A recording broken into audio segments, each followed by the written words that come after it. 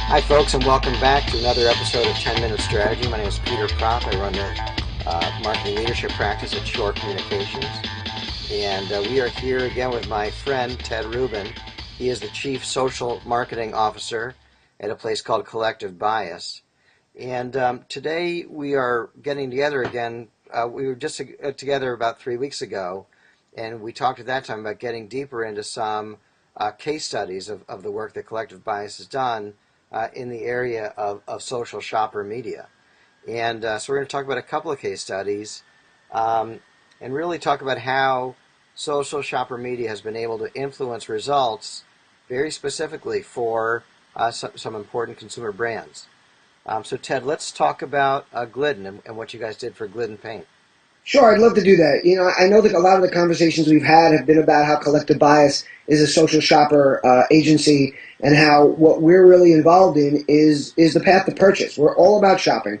But what's more important is we're about driving results at retail. We certainly work very hard in all of the things we do in building awareness and amplifying a message for a brand and a retailer. But in the end, it's about driving sales at retail. So I think what we want to do is get a little more specific about some of the things we've done. Yep. Glidden Paints is a company that we worked with, and Glidden's challenge was that they're selling paint at Walmart. They're an upscale brand, and a lot of people don't recognize that. They don't go to Walmart for upscale paint. They don't realize the product's available there. And Glidden's challenge was how to get that out to the public in a way that was very genuine and authentic, not just throwing out ads out there saying, hi, we're at Walmart.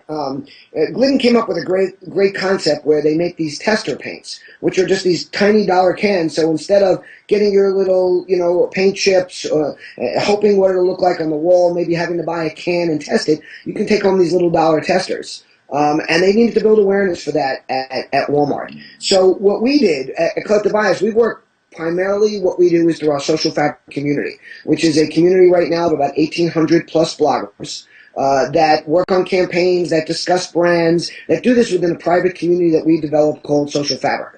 And then we engage these bloggers after reaching out to them to find out what they feel will work, involving them in the concept behind the campaigns. We very rarely, if ever, come up with an idea without asking our community, asking the exact people who the brands are looking to attract, what they think and what might work for them. And what this does for us, first of all, is gives us great insights. And it also helps us from those blunders when you're in that marketing room with all these smart people that come up with an idea that isn't really targeted properly at your audience because you're not the exact audience of who's shopping for this product. So, with Glidden, what we did was we brought together 30 lifestyle bloggers we're a hand-raising community. So what we do is we go out there and say, we have this great campaign, either we mention the brand or we don't, that depends on the goals of the brand, who would like to be involved in redecorating their home or learning better ways to do it, and then the hands go up instead of us choosing bloggers that we think might be best. Right. What we did then is that we wanted do-it-yourself influencers to make over their room of choice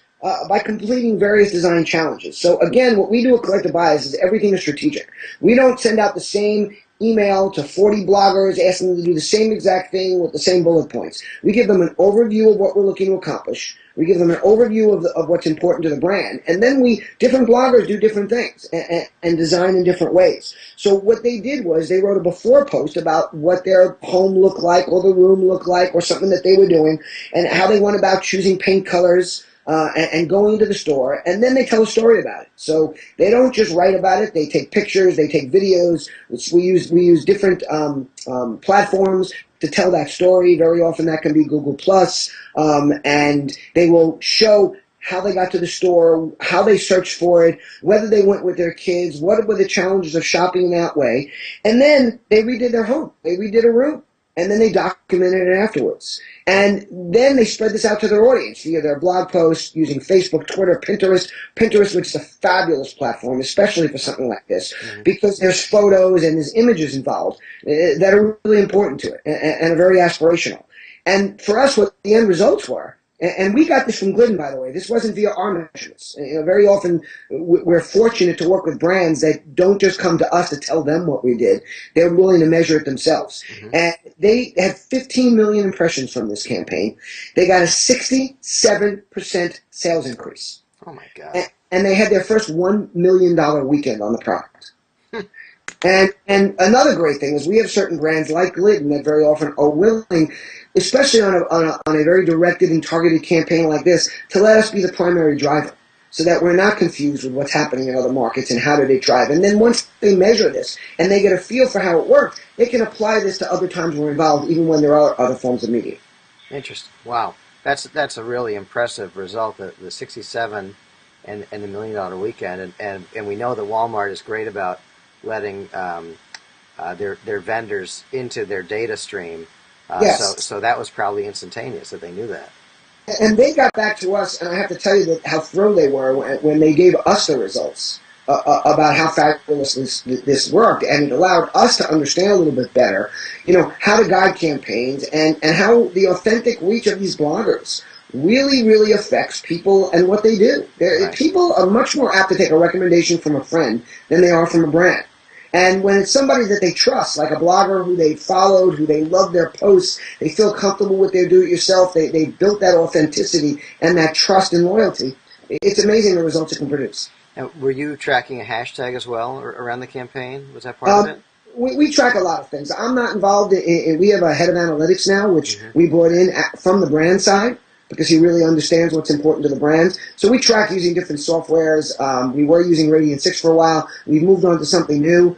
It's not at the top of my head, the name. I Yeah, it's keep okay. forgetting. But yeah, we do track those things on our own, but these stats were given to us by Glidden. That's very interesting. It's you know your client's happy when they tell you the details. Um, Absolutely. yeah, that's great. That's great. We talked a little bit about Nestle's last week, and we only have about 2 minutes left. So maybe you want to push on and talk a little bit about Elmer's glue. Well, sure. I will tell you that just quickly on that Nestle case study, some of the numbers we didn't have last week is that we created a 37% sustained sales lift. And it was something dramatic, again, measured by them. But That what was we for just to recap. That was for Nestle's ice cream brands, and also in a Walmart promotion, right? Right. They had something called the Ice Cream Social, and they wanted people to have social ice cream events at their homes and share it. And we had dramatic results with that. People loved it, and especially around ice cream. It's just something that's a lot of fun. Quickly, what we did for Elmer's, and maybe we can talk about this another time more in depth, but Elmer's sells glue. And when you sit in the office with their executives, they get very excited about glue. The toughest thing is trying to explain to them that glue just ain't sexy. Right. It is for the guys developing it, but it's not for the consumer. It's Yep. just glue. So what we realized by reaching out to our community that what really thrills our bloggers and women is creativity and do it yourself and projects they can do with their kids. So we came up with a concept through our community. They named it, and Elmer's now has a community called Glue and Glitter. And they've told us that it's the second largest driver of traffic to their site now. We work with them annually. We create content for them every single week based around creativity. We have some of the best do-it-yourself bloggers in the business writing. It's amazing what these women can build with a couple of sticks and some glue and the fabulous projects they can do. And what they do is they create projects every day for women to do with their kids or for dads to do with their kids. And it's created just a tremendous drive of traffic and awareness and sales for Elmer's. Well, now both of these examples, the Elmers and the Glidden, are clearly great opportunities for Pinterest. So maybe you could just wrap up with, because we haven't just talked about Pinterest in any of our discussions to date. Just give me a minute on Pinterest from your Well, just perspective. quickly, what I'll tell you is we've been recommending Pinterest to our clients for a year. Hmm. And you would think, wow, you guys are smart, but it's not because we're smart. It's because our community is smart. It's because we listen and we hear and we interact with our community regularly. And what we do is we watch what they're doing. These moms and these bloggers are out there. They're incredibly adept at driving traffic to their site and finding things that are working. And what we noticed a year ago is all these women were talking about Pinterest. They were spending time on it. They were talking about the amount of traffic they were driving to their site. So we jumped in early. I mean, we got involved in a big way 8 months ago. And we've been building Pinterest sites for ourselves, for our clients. And I have to tell you that the results have been dramatic. Yeah, I think Pinterest is really interesting, and I've personally scratched the surface of it. But I post stuff up there from photography that my daughter is doing, and other stuff that I just see that I find interesting, and I'm getting people following and liking what I say that I don't know them at all. They're just finding my stuff, and I'm a little confused about how finding me exactly, but it's great. Well, Pinterest makes it easy for them, and Pinterest is very aspirational, and people feel good when they're on it. But the best comment I like is somebody that I noticed on it might have been on Twitter, had a great line. He said, "Pinterest is Facebook without the whining." And it's a lot of visual interaction, Yeah. less than personal engagement. But it's not as good a place to build relationships, Right. as a Facebook or a Twitter or some of these other platforms. But it's a fabulous place to show things you love and to drive traffic. I also think it gives you a little more control in terms of curation. The stuff that you like doesn't drop out; it's still there where you put it. It's always lives there, and it's really all for you. And I mean, I post my blog posts there now. I Oh, post really? blog posts from other people I like. I've got a very active Pinterest page, and it's been fabulous for me. Great. I got to do that too. All right. Well, you're consulting to me now. Thanks so much, Ted. Again, we've burned through 10 minutes like it's no one's business, and it's our business, and we're having fun with it. I look forward to our next chat whenever we can do it, and I really appreciate the time, and we'll see you soon. Thanks, Peter. I'm looking forward to the next time. All right.